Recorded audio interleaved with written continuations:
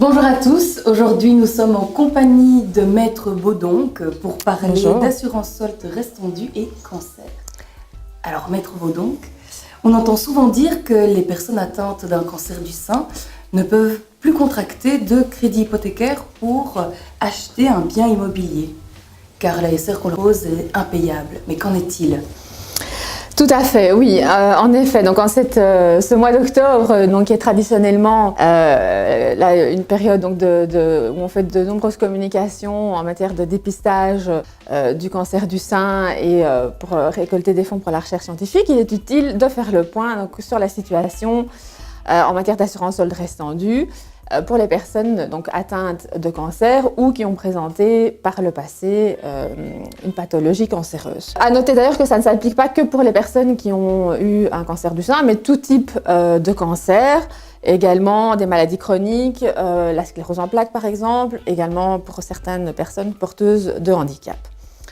Alors tout d'abord, qu'est-ce que c'est donc l'assurance solde restendue? Donc lorsque une personne veut acheter une maison et va voir son banquier donc, pour conclure un contrat hypothécaire, le banquier va demander de conclure une assurance solde restendue. Alors le but de cette assurance vise donc à rembourser la totalité du montant du crédit au cas où un événement se produit grave, donc ici en l'espèce donc le décès de l'emprunteur, qui empêche donc le remboursement normal du crédit. Comment ça se passe? Donc lorsque la personne veut conclure cette assurance, le banquier va lui demander de compléter un questionnaire médical, enfin le banquier ou l'assureur, et qui va donc permettre d'apprécier le risque. Il peut également décider d'accorder l'assurance, mais moyennant une clause d'exclusion spécifique pour la pathologie concernée.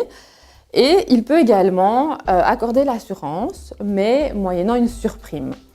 Donc, une prime supplémentaire par rapport à la prime que paierait une personne qui est en bonne santé. Et cette surprime peut aller dans certains cas jusqu'à 800%.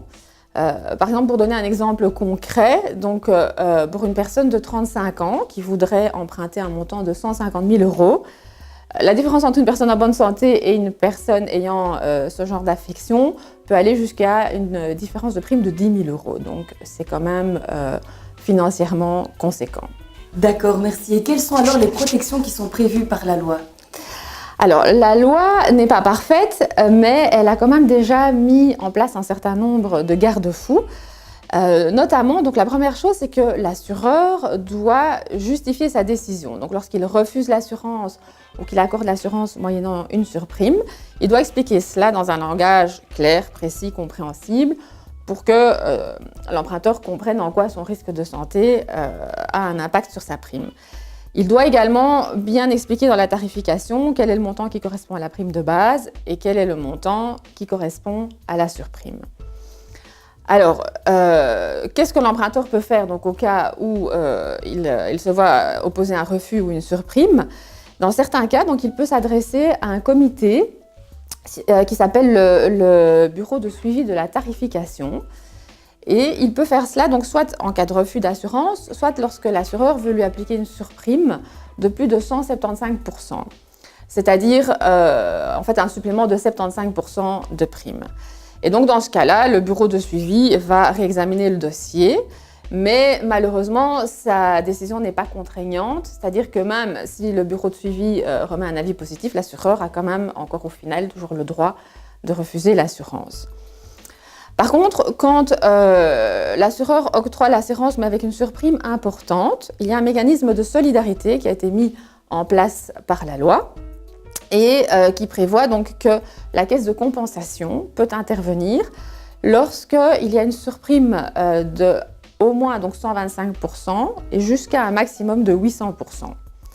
Mais bien sûr, ça ne joue pas dans tous les cas. Donc, il y a un certain nombre de conditions de recevabilité et au final, toutes les personnes qui font appel à la caisse de compensation n'auront quand même pas droit à leur assurance. Et alors, dernière chose qu'on peut signaler, c'est par rapport aux questionnaires médicaux. Donc aujourd'hui, les assureurs n'ont plus le droit de demander n'importe quoi dans les questionnaires médicaux. Donc, les questions intrusives de la vie privée sont interdites. Par exemple, l'assureur ne peut pas demander l'orientation sexuelle de la personne.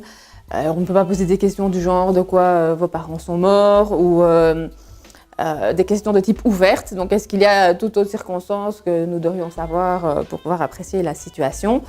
Donc, les assureurs sont vraiment obligés de limiter leur questionnaire médical aux circonstances qui sont susceptibles d'affecter ou d'impacter le risque de santé. Par contre, il n'y a pas, donc ça on peut le regretter, il n'y a pas encore de questionnaire standard, donc selon la compagnie d'assurance à laquelle on s'adresse, il peut quand même y avoir des différences au niveau des questions. Et donc au final, quel est le bilan de la loi ?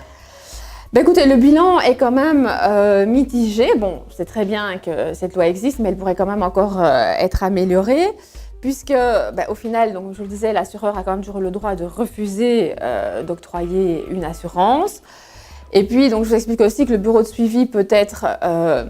donc on peut y faire un recours lorsque la surprime est un supplément de 75%, et donc on constate en pratique que certains assureurs appliquent des surprimes de 74 ou 75%, qui fait qu'au final, évidemment, la personne n'a pas de recours. Donc voilà, bilan mitigé, mais qui a quand même grand mérite, au moins, elle existe. Alors la France a adopté une législation pionnière en la matière en vue de garantir un droit à l'oubli aux malades du cancer. Tout à fait. Qu'en est-il en Belgique ?